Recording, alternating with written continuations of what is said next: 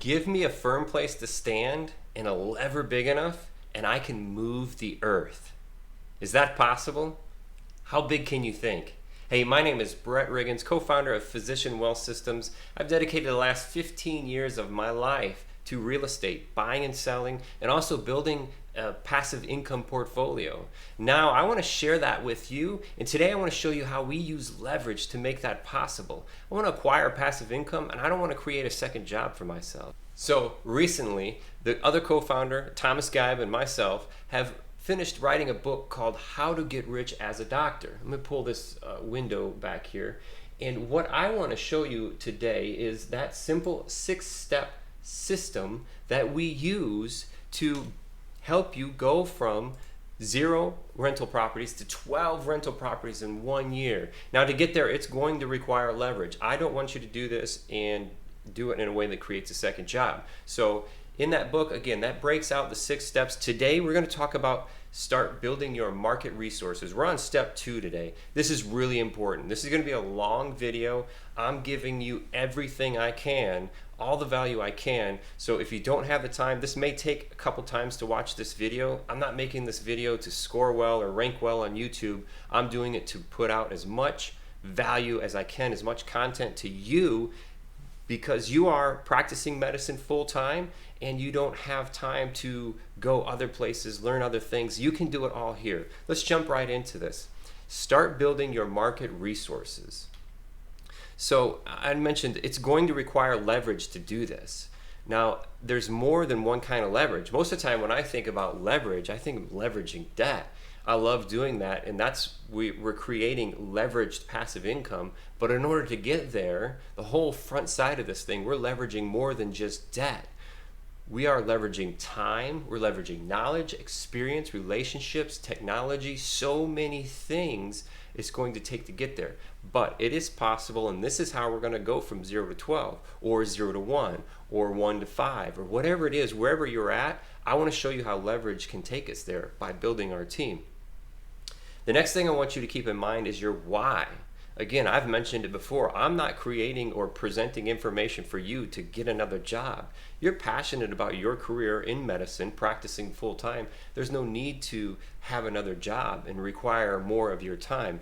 Now, there's going to take time, like watching this video out front, but that time invested out front is going to allow you to create that system in the end that doesn't require you. So keep that in mind.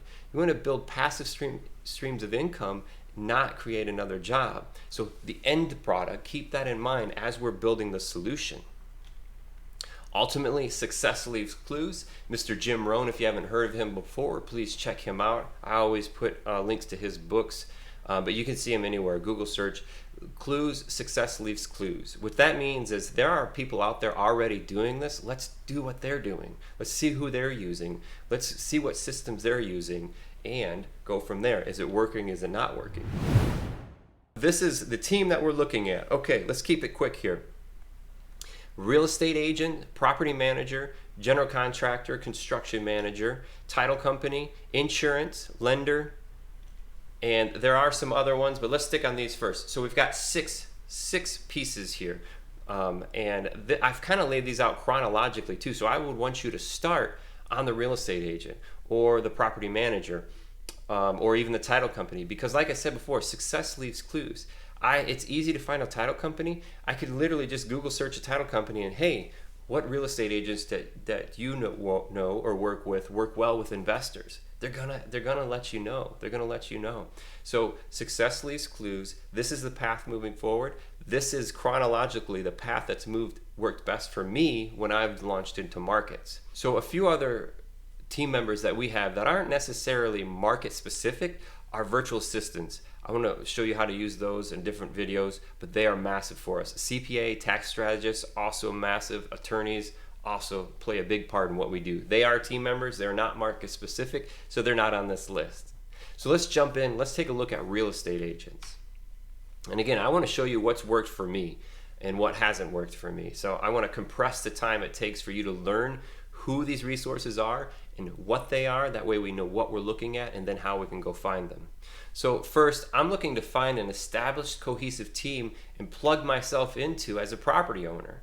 I am now going to be an investor, and there are real estate agents, property managers, wholesalers, construction contractors. There's people out there who are already working in teams, and if you know who you're looking for, you can actually go find them and just plug yourself right in. That's going to be the fastest path forward. I'm looking for a real estate agent who is investor friendly and who also manages renovations. Now, this is a spot where we talk about early on in the book, we talked about mindset. I want to make sure that you're not blocking yourself in on what you don't think exists. This exists. Let me be very clear with you. This exists. They are out there. You just have to go out and find them. I know they're out there because this is exactly who we work with. So an investor friendly who also manages renovations. That's huge. I want to work with real estate agents who own their own properties as well. I want to talk investor talk with them. I want to talk experience with them. I want to lean on them. I want to leverage their experience and their time and their knowledge to work with them so I can focus on medicine and they can focus on real estate. Years of experience, valuable Rolodex. And what I mean by that is that established, cohesive team that they're working with. They have an answer for title. They have an answer for attorney. They have an answer for property manager. They have an answer when there's a title issue. That experience is extremely valuable, and their relationships are extremely valuable as well too. Knowing exactly who you're looking for will help you find them. Again, don't box yourself in on what you think is out there. They're out there, believe it, and you will find them. You will find what you're looking for. Always ask for referrals, huge. Even coming from the sales world, we always do this as well too. If you're working with somebody, in order to figure out if they're working with a team or not, I just have to ask, hey, who would you suggest for property management? Hey, are there any wholesalers that you're working with that really know what they're doing and move properties? Right? So ask. Property managers, contractors, title companies, lenders, wholesalers, other investors are also helpful. You know, if you have a physician that you know, a colleague that works around you or near you, you see them at conventions or seminars, talk with them. The more you start talking about real estate, the more it becomes a reality in your life. So the real estate agent, this is what I'm looking for. In market consultations, I'm looking for them to confirm my after repair values in a timely manner by providing comparative market analysis. CMAs, also we call it ARV, after repair value, and we'll break into all these other terms and how we're figuring it, but this is the team member who is responsible for producing the information required to make these investments. I use the Zestimate, but I don't make my investment off the Zestimate. It's off a comparative market analysis from the real estate agent that I trust. And I've got to put them trial by fire to get through this. Complete property inspections. We love the real estate agent to do that for us. Again, we're investing remotely, so I'm not there on site. I'm creating a scenario where it doesn't require me to trade time for money. I don't want to have to be on these properties, job sites. I want to have to put boots on the ground, like I call it. I want to have systems that have solutions that don't require me. Provide complete set of pictures and video. I've got another great way. I'll make a video of this too, of how we leverage real estate photography companies to do this as well. So the real estate agent is great for this because they can get a feel of the property then too. They can see what kind of repairs need to be made. If I've got to walk through one bedroom to get to another bedroom, those kind of things require boots on the ground. I'm not saying we're not going to have boots on the ground. I just don't want your boots on the ground. In the project management, remember, I'm looking for a real estate agent who also manages construction as well too. Inside the project management, I'm looking for them to generate the renovation scope of work, SOW, relative to rental income and local jurisdictions. So we'll break that down more in the construction manager section, but it's specific to getting the top end of the rent range and what do I have to do to pass rental inspections or make sure that I'm up to par with all of the requirements in the rental game. I want them to provide contractor relationships. Again, I just want to plug myself into a cohesive team. They have experience. I just mentioned trial by fire earlier. I've spent a lot of my time, lost a lot of money. I've pulled out so much of my own hair on trial by fire scenarios. And as a contractor, that's a lot of the way it goes. I can look at their pictures. I can see reviews. Ultimately, they're a salesperson just like everybody else. They're producing a perspective that they want you to see, not of the others. And ultimately it comes down to trial by fire. When I lean on experienced teams that are already working together, they've already gone through that trial by fire, and I don't have to stress out about that. I want them to manage renovations and pay contractors via draw requests from escrows. This is really important. Now I can close on a property, on the acquisition of a property, and I can include my repairs on a repair escrow, so the title company is going to hold that money, and then I'm going to get draw requests. I love using Slack. I'll talk about that a little bit later too. So I get my draw requests through Slack from my title company. I've gotten my pictures, so I can confirm all of that. I only have to make one wire in that regard. Again, mitigating is the time required for you as much as possible. Weekly project updates. I want the real estate agent, who is also the project management team, the construction manager, to give me these weekly updates. I love seeing pictures, and if there's anything specifically, any challenges or changes that popped up, I want to see that in my Slack channel as well too. I want this person to provide all the critical documents, and there are 6 critical documents. I'll go over those briefly here a little bit later. Include the scope of work, construction contract, draw schedule, certificate of insurance or evidence of policy, any change orders, waiver of liens, and permits as necessary. Again, these are all the things. This is a picture perfect real estate agent. You believe it, they're out there, you will find them. I work with them. One time, this is the way that we pay them. We have a one-time fee that's collected up front, and for projects that are 10K and under, 10,000 and under, really light, maybe a little bit of paint, carpet kind of thing, we're doing a $1,500 fee. And for larger renovations over $10,000, we're doing a $3,000 management fee. And I want to show you later on how you can include that right in your deal analysis to make sure that my numbers work. The acquisition side is just a math equation. It's nothing to do with emotions. And I remove the emotions by having the right equation. I want them to manage flip investment opportunities. So we'll get this a lot where we're analyzing deals and we're working with wholesalers and even off the market, the MLS in some markets too, where we'll find deals that work. And since I've got this cohesive team that's already doing the acquisition, the management, the renovations, I've got flip opportunities I can plug them into. I want my real estate agent to provide that experience for me as well too. That's what I call kill and eat revenue. That's big lump sums of capital pushed into these companies. On a buy and list, I got this a little bit out of order. Providing working relationship with experienced professional property management company. That's not necessarily on a buy and list. That's more on the passive income side. And we'll get into that. The property manager is the next person on your team that I want you to reach out to. Submit offers for on-market properties. I want you to set up a drip campaign. I call them drip. 90 days on market. I absolutely love that drip campaign. I'm going to show you later in other videos how to build your buy window, and you can communicate to your real estate agent exactly the zip, the neighborhoods, the beds, bath, the square feet, that house that fits perfectly into your portfolio. And they set up this automated drip. So once a property is on the market for 90 days, that hits your drip and it emails you. We get emails every Monday for these things. Then I'm putting my eyes on it. I also want to show you a process too that allows you to teach a virtual assistant to look at these and run these numbers for you as well too. There it is, the 90 plus day on market automated drip. List flip opportunities. Again, the buy and list side, I want them to work with us on the acquisition, the renovation, and then I want them to make money off listing these properties for sale. So why a real estate agent would work with you is really important, because you building a great relationship, hopefully you're a good person and you're fun to work with. That provides the ebb and flow of the problems with the successes. Just being good and rewarding people is the big thing. So making sure we reward them. We reward them with a few different ways. They can list the opportunities, which gives them roughly 3%. If they bring the buyer, they can get 6% of that sale price. We want to acquire properties through them on the MLS, so they can get 3% on that as well too.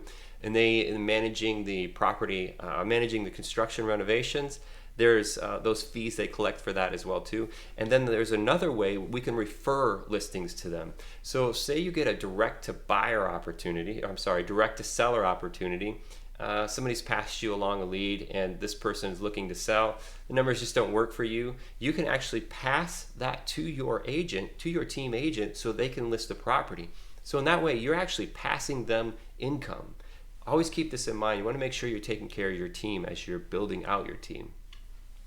My real estate agent, I want to make sure that they communicate via Slack. Again, I'm putting all this information out for you guys. Slack is huge for us. We use it, our whole entire team communicates on Slack. Our clients communicate with our team on Slack as well too. We absolutely love Slack, so stay tuned for more of that. But our real estate agent, most is a requirement, they work on Slack. Slack for us is going to remove emails, calls, text message, video conferences, all of that stuff is removed by Slack for us. Number 2, the property manager. Love property managers. They are abundant with knowledge, experience, resources, absolute must, and they are in the top of you've picked your market. Number 2 is building your team, leaning on your property manager. They are direct and accurate neighborhood area information and current market rent data, just because they're in the trenches every single day. They're collecting rent, they're charging rent, they're driving neighborhoods, they're watching trends of neighborhoods, they're watching trends of how the market is versus the rents, vacancies, all that kind of stuff. They're also working with contractors to make the repairs, learning from good tenants and bad tenants, what repairs need to be made, how do we get to that upper side of the rent range. This is going to be from your property manager. Love the property manager relationships. Don't forget to ask them too. Property managers are typically easier to find too because you can Google search them and find them. Don't forget to ask them, who is a good real estate agent?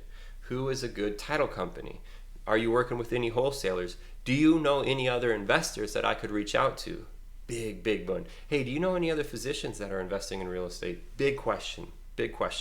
And making those relationships are going to be huge in accelerating you through that trial by fire period. Key performance indicators. So how do we know what's a good property manager, and how do I find them, and how do I talk with them? Just like every other thing in your life, there's going to be different words used, different ideas that are basic, like decided as basic knowledge kind of thing. So I want to get you there faster. I want to show you some of these things. This is what I use when I'm speaking with property managers, and then I also want to show you what a good property manager looks like to me. KPIs, key performance indicators. How long have you been in business? Are you the largest property management in your area? If not, who is? So this is just a way to get other names of property managers. I don't want to work with the largest one. Nope, not at all. How many properties or doors do you manage? And again, I'll show you reasons for every single one of these questions. This is a questionnaire that I want you to I want you to screenshot, write down. You can actually the book. I've got a resource in the book where you can literally download this. This is going to be the questionnaire that you're going to have and ask people. As an investor, if you're looking to build your team or not, these are very important pieces of information. The more you know about this, the better that you're going to be able to look at your investment portfolio and know, is it performing? Should it be performing better? What should I be looking for? How many investors do you manage properties for? How many of your investors are out of state? Key, because I want you to be able to invest in any market. I want you to be remote doing this. I don't want you to be required to put your time into it. What class of properties do you manage? Better question, what class of properties do you not manage? We are C plus or better. I'll go into that a little bit later. I don't want to deal with anybody that's doing anything less than that, or if they're in an A range, then it's likely they may not work well with the C plus range. So just great questions. Global occupancy rate, last 3 months occupancy rate. Just keep the time rolling here. There's reasons for every single one of these, and as you start asking property managers these questions, one, if they don't know it, then they're not tracking it. If they're not tracking it, then they're not getting better every day. There's a book, The Compound Effect, and it just states that well, slide edge and compound effect, both of them. If you're not getting better, you're getting worse. And if you're not tracking yourself, then you're not getting better, right? You don't know where you're at. So we'll flip through these. This is a resource that you can download. So we'll just kind of flip through these real quick. I'll have this so you can see all of these. And on the next slide here too, just some more questions on marketing the property specifically. What are they doing to get tenants? Again, think of the end in mind when you're doing this. I don't want to be the one screening tenants. I want to make sure they're being screened. I need to develop a foundational knowledge of what a good tenant looks like, and make sure that my team is actually doing that. All right, costs. These are really important too. Monthly fee, and we'll get into what we target on this. Another big one is the tenant placement fee. Are there any upcharge on maintenance? Great questions. Clear, transparent expectations as we're rolling through this. Communication, big piece. How often do I hear from you outside of the regular monthly statements? How hard is it to get a hold of them? I always love calling their tenant line to see if they answer, who answers, how do they answer. This is a great way to get a feel, like the secret shopper, or you've seen the show probably, what's it called, undercover boss, that kind of thing. There's so many ways that we can work with or learn what our team really acts like when they don't know they're working with us. Who's the main point of contact? How are maintenance issues, vacancy issues communicated to the client? Again, we are going to work with people who work on Slack with us. One point of communication makes everything easy. Property management software, just for your reference, we don't dive into that a lot, but it's nice to know they use AppFolio, what kind of software do they use. I want that to be easy for me to see how my properties are performing. All right, told you this is going to be a long video.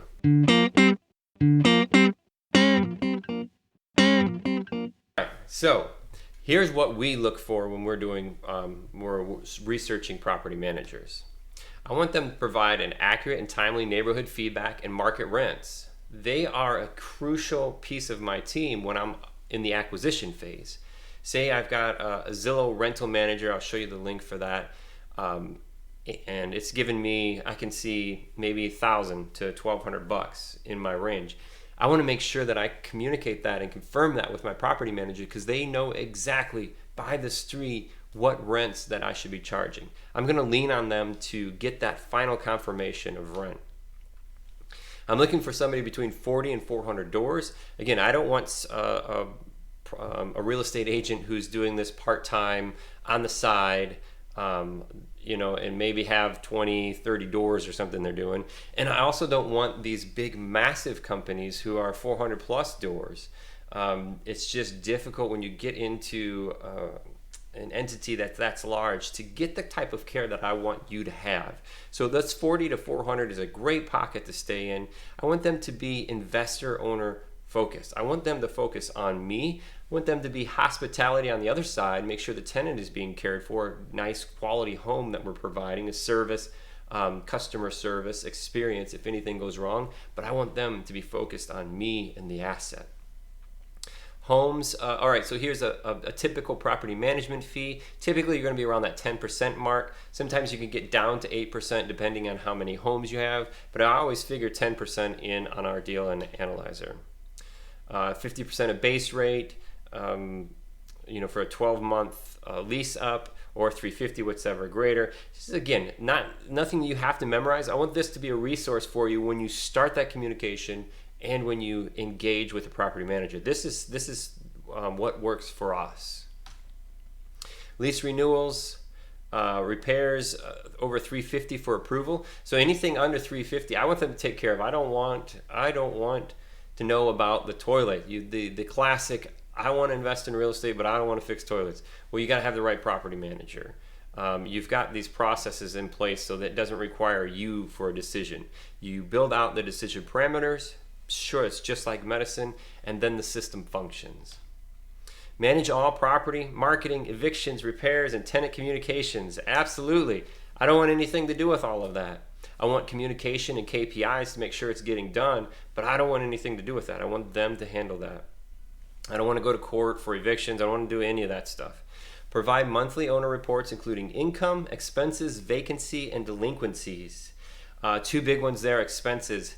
How much are we charging? Just because I've got that $350 pocket, this is going to be a KPI that shows me, why are we spending so much? Should we have made a different, increase the scope of work in the renovation process? Is something not working? Is the tenant creating a situation? So much you can see from the expense line, and also the delinquencies. I want to know when somebody's not paying rent.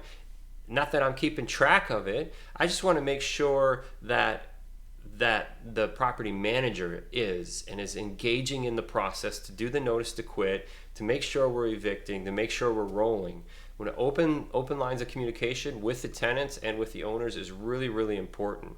So some KPIs to put through there. We do track everything in this step 6, the asset management video. I'll show you the sheets. I'll actually give you the sheets that we use to track all of this stuff too. I don't want you to have to keep track of it, but I want you to have a snapshot of it. So when you put your 1 to 2 hours in a month, you can see exactly where these numbers are at and where they should be.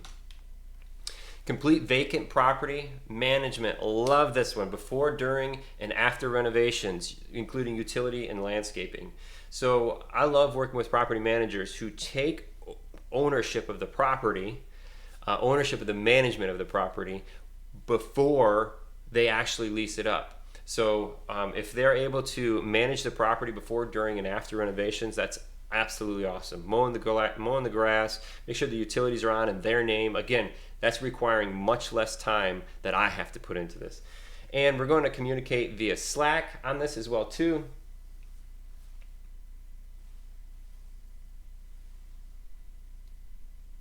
Check here. Yep, 27. Okay. So everybody communicating Slack is really important. Again, one place, one stop for communication. It's going to mitigate the time required for you to look, find, track, communicate, all of that stuff. Big suggestion. General contractors, construction managers, these are the things that we're looking for, and hopefully for you finding that team member who has this cohesive relationship already built, this experienced team already rolling. But these are the things I want you to keep in mind. Even though they're working with these people, I still want you to trust but verify these things I'm going to show you. You can be friendly, but at the same time, it's a business relationship and real money is on the line. Through my years, like I said before, contractors have been a source of a headache. And it's difficult for me. My background is actually in construction management, architectural engineering, and I've done every single trade from plumbing under the concrete, all the way up to the shingles on top of the roof, every trade in between to build a house. And it's always been, just a different world. So trust but verify. Make sure to confirm they are licensed and insured. Just a little note here, not all trades require to be licensed. Not all states are required to be insured. All of this stuff, you want to make sure that in your state, you're covered, and for your risk tolerance, that you're covered, general liability, workman's comp, all of that kind of stuff. Hold full payment until all the docs are received. Green sticker for inspections, certificate of occupancy, otherwise called the CO, rental certification from the cities, most of the time will do that, a full waiver of lien, and insurance docs, etc. Because once you make that payment, it's going to be very, very difficult for you to get back in touch with somebody, for them to be worried about a piece of paper that you need. So make sure you get all of these things before you confirm your last payment, hopefully from that escrow account. Critical questions to have answered. And again, I'm going to buzz right through this stuff. This is something you could take a screenshot of. These are questions that you need to ask when you start working with a contractor. And again, you can consider them like KPIs kind of things. You want to make sure that they can handle adding you as a client, that you won't be just another number in the process. You want to make sure that they're providing you the documentation that you need. Documentation is important because it is a path of clear communication, clear expectations, And that way, each one of the two people, you and the contractor, can hold each other accountable for what you agreed on. Just really important stuff. Knowing how they're going to pay, what that process looks like. Knowing how they would like to get paid, what that process looks like, and making sure it aligns with the documentation that we've executed along the way. Waiver of lien is really important. I'll talk about that just here 1 second. Make sure that that's signed before the final walkthrough and payment. We want to make sure that that gets taken care of. So, 6 critical documents. This is a big piece for construction, renovations, general contractors, that kind of stuff. The 6 critical documents. First one is independent contractor agreement. Second one is final scope of work. Payment schedule, so how are they going to get paid? How often is this coming through? What is going to be done in order for you to get paid, right? So I can make sure, okay, you said you're going to have the whole house painted and then you're going to get this draw. Perfect. Insurance indemnification agreement. W-9, if you're paying contractors directly, not through an escrow account or with credit card. And then the final unconditional lien waiver. So these are the 6 critical documents. Ultimately, like I said before, it's going to come down to your risk tolerance and sometimes what state being required to work with each one of these. Now, my experience on all of these, to be completely transparent with you, I haven't gotten these every single time. There's a process, be best for you, is to create a checklist with these documents, with the box on here, so you can exit, and that's going to be helpful. So for me and my companies, we would have we get audited every year for insurance, and when we didn't have the proof of workman's comp insurance or general liability, we'd have to pay in addition on our insurance. So that's why we have to have certain documentation in here. Payment schedule and scope of work is really important. I want to know exactly what you're doing. I want it spelled out to the T, and I'm talking model numbers, who makes this, what color is this, all of that. And we've created ones. If you're getting it down, you can actually create scope of works that have the same paint color, the same washing, or the same refrigerator, the same flooring, and you can create those links to Home Depot or Lowe's. It just makes it really easy, copy and paste.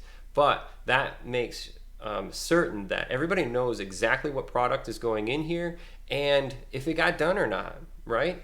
The payment schedule is going to align with that. So in your payment schedule should be broken out, so you have first draw, I want to have demo complete and rough inspection completed. So in order for that first draw to be completed, I should see green sticker for the rough inspection, which is green sticker for all the trades, and make sure all the demo is completed, right? Then I can send that. So that draw schedule or payment schedule should be broken out to what's getting done and how much you're getting paid for that.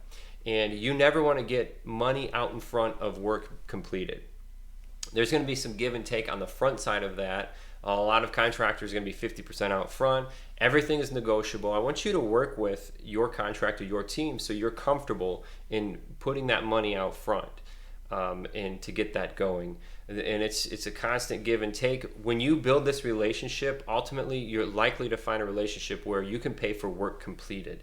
And that's material and labor, right? So that's a direction you can head, but the payment schedule and the final scope of work are going to be really important for tying those two things together. Has it been completed? What is being completed? How much are you getting paid? When are you getting paid? The final unconditional lien waiver, really important. After the work is completed, as you're handing, or your team member is handing that check or cutting the escrow disbursement to them, you want to make sure that that final lien waiver is executed, so that way no contractors can file a lien on the property, a mechanical lien on the property saying, hey, I need this much money, and that could actually affect you when you go to sell the property as well too. So the unconditional lien waiver is really important. All right, so the title company. Title companies. All right, we're looking for investor-friendly title companies. But before we even get there, some states are actually attorney states, and that means they require attorneys to be part of the closing process. They'll prep the docs, revise the docs, that kind of stuff, but we still close at the title companies. We're looking for, like I said, that investor-friendly title company. Previous experience with your team, meaning that they've worked with your real estate agent, they've worked with your property manager, your insurance company. That's all helpful. It helps the lines of communication go. That experience just brings value in itself. Experience working with wholesalers. So this is a big one. Wholesalers are typically not going to be the box of the MLS, the multiple listing service. Process works a little bit different. Typically, there's not going to be a real estate agent involved directly when we're working with wholesalers. So the experience working with them is important. And just so you know, wholesalers work assignments of contracts. They're not selling the house, they're selling the contract to buy the house. Direct to seller with no real estate agents involved, that's what we talked about. Cash out refinance, and a plethora of other title challenges, including probate, trust, liens, back taxes, and foreclosures. The more experience they have in these outside of the box challenges, the faster and smoother you can make your process as you're going and bring more value to your team. Sometimes you can request additional title information. I've had direct to seller or wholesaler challenges when I actually need a title search done. And if you have that relationship built with your title company, it just makes it easier for that to happen. Sometimes they'll just throw you the information for free, that kind of stuff. EMD understandings, how that EMD is being deposited into their account, how you're getting it back, just how that stuff's working is always a benefit when you work consistently with a title company. Big one. You only have to submit your entity docs one time. Absolutely love this. Even when we're working with a seller or wholesaler, somebody has their own title company, I still want to use my title company because then it's called a split close. But then they are providing your entity docs to that other one. I only want to have to do this once. Operating agreement, articles of incorporation, my EIN assignment letter from the IRS. Those 3 documents I provide to my title company, and then they always disperse that to everybody else. Absolutely love that part of it. They fight for you. They're on your side. They are making sure that the documents required, everything is aligning. They typically are not attorneys and can't represent you in that way, but they are a team member and they do fight for you. Remember to ask your title company. You can call a title company and ask for referrals.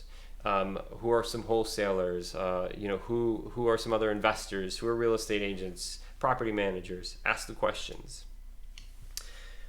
All right, so on to number something. The insurance. Again, this is chronologically laid out in my mind as I'm acquiring a property. These are the way that things will lay out. Insurance is now, I need this before close because I need to make sure I put a policy on a property. I want to make sure it's insured at the day of close. Really important on that piece. Property insurance based on replacement cost or market value, kind of tossing up on whatever market you're in. Typically, we're going to be on market value is going to keep the cost down. And it's market specific coverage too sometimes. Like in Memphis, I didn't know that we needed earthquake coverage in Memphis. Flood in different areas, high winds obviously. So those are market specific things, leaning on your insurance provider to provide that information for you. Cover loss of rent. I want to make sure, since we're leveraging these, that if anything were to happen to the property, that the insurance is covering that mortgage payment. I want to make sure that we're always covered for that.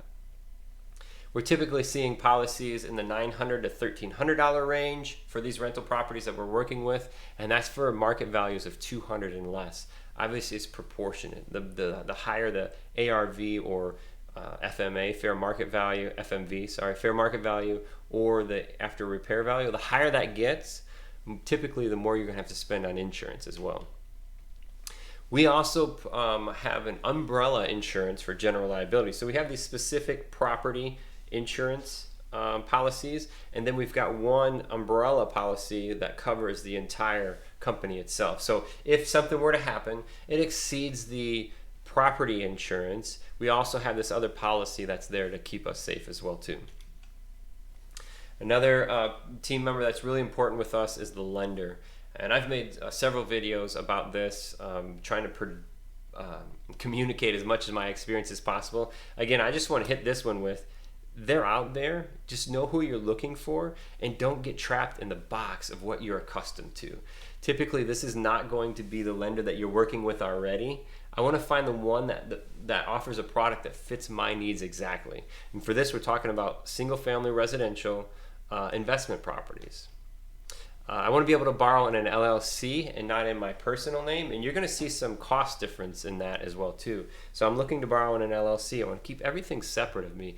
There's going to be a whole nother plethora of values for the LLC. One of them is anonymity. I want to make sure that I put this in a property that separates it from my personal side, my personal income. All of that stuff is not is separate from the corporate veil here. But inside that LLC, also this anonymity piece. I don't want anybody to know who I am. I'm not hiding anything. I just don't want other investors calling me, mailing me, texting me. I want to make sure I maintain that anonymity so you can't find out who I am, that I own this property. Really important with the LLC side. Seasoning. I don't want any type of seasoning required. And when I say seasoning, it's how long you've owned the property. How long have you been on title? When you're inside of that Fannie Mae, Freddie Mac box, you are going to be held tight to strict requirements, 6 months, 12 months, that you have to have your LLC on title before they could even loan on that property. So no seasoning requirements. The total loan to value, LTV, needs to cover purchase price plus repairs, and we're also looking for 80 to 90% on these. Not typically do I go up to 90%, but I want that room. I want to be able to fluctuate. I've done mixed-use commercial. When you get above the duplex, that kind of stuff, your LTV starts squeezing a little bit. So I just want the room to float. I want somebody who offers a product who can go up to 80, 90%, and I want that to cover the purchase price and the repairs as well too. No PMI. I don't want to pay any private mortgage insurance. That's set out to keep the lender safe and not you, and it's adding to your monthly payment. Remember, in passive income, leveraged passive income, we're focused on that cash flow. And when I have this other payment or other expense in there, that's affecting my arbitrage, my cash flow. Don't like it. 30 and 40 year amortizations. These longer, and amortization is how long these things are stretched out. There's a whole nother conversation on the principal and interest and how those things work out in benefit to the lender. But when we stretch that out, we're making that monthly payment smaller. And the more that we stretch it out, the smaller we make that monthly payment. That's where that arbitrage comes in. And later I want to show you how to focus this cash flow. So the bigger the arbitrage, then the more that we can focus towards these smaller principals and pay them off faster. No prepayment penalties. As I pay these off faster, I don't want any prepayment penalties. Through the years, I've experienced 3-2-1s, which are you get 3 points. A point is 1% of the principal amount in the first year if you pay it off. So in a 3-2-1, I pay 3 points the first year. 2, I pay 2 points the second year. 1, I pay 1 point in the third year. I've even seen products there where you'll get a 5-4 3-2-1 as well too. They just want to make sure that they're collecting their interest and that the loan is going to stretch out as long as it can, basically. So no prepayment penalties. No limit on the number of loans as well. Inside the Fannie Mae, Freddie Mac box, you are limited. There are ways that you can do this, so you can have 10 yourself. If you're married, you could have 10 yourself and your wife could have 10. So there's ways that you could stretch this out and get 20 in the Fannie Mae, Freddie Mac. But I just want to make sure I'm asking this and make sure I have no limitations on any of this stuff. Believe it, if the products are out there. We have resources here to connect you with as well too, if that's something you're interested in. Again, I want to give you as much value to decrease the time required to get you where you're going. Broker beware. There are a lot of what we call hard money lenders out there, brokers who are marketing products. They have relationships with lenders. Now they're going to go out and market these products, sell these products, and most of the time that means that you're paying more, right? When they come find you, you're paying more. They're going to add points on top. Sometimes it affects the interest rate itself. There's so many different costs out front. I've got a term sheet that I'll share with you too. I want you to be able to take that term sheet, you could download it, and that's what you'll send to a lender to get an actual quote on, hey, I would like to refinance this property. Give me in these terms. Where should I start looking? All right, getting close to the end here on this dude. Where should I start looking? Well, the first thing you should do is pick up the book, How to Get Rich as a Doctor. This is the value in there. We've got it on ebook, Kindle, paperback is coming, and the Audible version is coming as well too. Anyway, it's a great spot for you to pick this up. All the stuff is spelled out in even more detail than what I've gone over here today. I'll put the link in the description below. That's a great spot. So inside of that book, there's a resource link inside of that book too. I put that here as well. And that's going to give you a lot of these downloadable things that I've talked about. The deal analyzer, resources, all of that stuff. Facebook real estate investing groups are huge. So when I launch into new markets, I'm jumping into the Facebook real estate investing groups first. And make sure it's investing groups. Don't just go into real estate, because then that's the MLS. We're looking for off-market deals. We're looking for off-market investors. So Facebook real estate investing groups. Go apply to those. Sometimes it takes a day or two to get in, and you can jump in there. Biggerpockets.com is another awesome platform that I've developed a lot of relationships on. It's just great. There's lots of other investors out there, lots of other physicians out there doing this as well too. It's a great place to start, and you can look us up on there as well. Physician Wealth Systems, Zillow. You can look for listed properties on Zillow. You can talk with those agents. Sometimes there's for rent as well. When you click the for rent properties on Zillow, you can talk with property managers that way. Just a great way to get success leaves clues, right? Get with the people who are out there getting it already.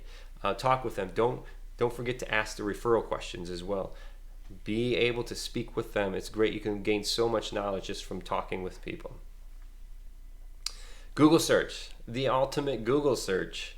Always out there. Be careful. I was thinking with the Facebook stuff, you get in Facebook groups, you can make posts, but be careful of posting, because you will get an just barrage. It'll be a information barrage, just overflowed with information. Be careful what you post, how you ask these certain things. Just be specific on what you're looking for. Having these questionnaires are going to help you talk with people in a way that gives you that credibility and experience out of the gate. And again, you're going to be able to tell that if somebody is telling the truth, or if they're searching for information or looking for answers on whether or not you're going to want to work with them. Those questionnaires are going to help you get there. You are also going to run into some turnkey opportunities. They may not pencil out, but they are out there. There are companies out there who acquire, renovate, and then sell in an investment scenario. Some of the bigger markets that we work in will do that, but you can start, if you start your process there, you can start to see some of the product. You can start to see what areas they're working in. You can start to see what type of rents. You can see what the purchase prices are. They will also have lenders that you can work with. They will also have, typically they're going to be property manager and the sale of the property as well too. So it's just a great place to start. All right, we made it through. Did you make it through all the way through the video? I told you that was going to be long. Thank you for sticking with me. I appreciate it if it took you a few times to get through this. Ultimately, success leaves clues. I want you to see who are out there doing it, how they're doing it, talk with them, work with them. I want you to build your team from your team, which means you have this set in place of, say you've got your real estate agent. Perfect. But then what are the questions you're going to ask them? Hey, do you know a good property manager? Hey, do you know a good title company? Hey, do you happen to know a good lender, right? Do you know any other physicians that are investing? These are great questions. Build your team from your team. Leverage their experience, leverage their time, leverage all of that stuff. Start with the end in mind. Make sure you're generating solutions that don't require your time. That's super important. You're gonna have to put your time in up front to learn and build the relationships, but the solutions you build do not require you in the end. Ultimately, you should be building a passive income portfolio that requires only 1 to 2 hours of your time every single month. This is a team we built. We started with a real estate agent, with a property manager, general contractor, construction manager, title company, insurance, and lender. Right? There are some of those other non-market specifics that we talked about, the virtual assistant, the attorney, and the CPA or tax strategist as well. Now, all of these things can be found in this book, also on our website as well. The 6 steps to leveraged passive cash flow. Check that out. I want to show a way that you can take yourself from 0 to 12 single family residential income properties in 1 year and still practice medicine full time. It's possible. You have to believe it. And it all starts with the mindset shift. There's also a podcast out there called Estate Mogul M.D. And actually, we just had an episode about mindset, how big that is. And that's almost step 0 is mindset on this. Thank you for your time. I know that's the biggest piece, but remember, more important than time is attention. Thank you for your attention today. I look forward to providing you as much value as I can in the rest of the steps and potentially even meeting you someday. Have a great day.